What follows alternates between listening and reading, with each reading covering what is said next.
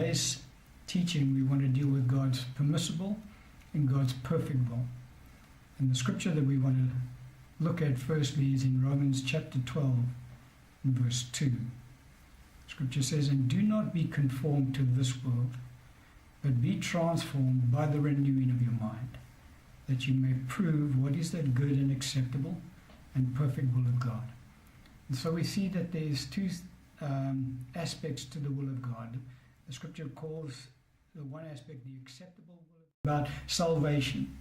And he's been praying because he is not a proselyte, he's a Gentile, but he still loves the Lord, and he worships God, and he gives alms, and there's been controversy that's come into town because he's from Caesarea. And the controversy is that Philip has arrived in town, and Philip has preached the gospel. And so now there's a dissension between the Jews, because some of the Jews are saying, yes, Philip's right, Jesus is the Messiah, and some of the Jews are saying, no, that's not correct. So Cornelius is now praying, and he's seeking the Lord and saying, Lord, who's right? What should I be doing about this whole thing?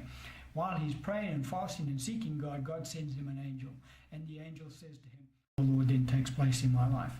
But if I'm ignorant about the things of God, then God's not going to chasten me because I'm ignorant about that. We can pick that up in Luke chapter 12, beginning at verse 47. The Lord speaking, he says, "And that servant who knew his master's will and did not prepare himself or do according to his will shall be beaten with many stripes. But he who did not know, yet committed things deserving of stripes, shall be beaten with few. For everyone to whom much is given, from him much will be required. And to whom much has been committed, of him they will ask the more." And so the Lord always chastens us in proportion to our knowledge of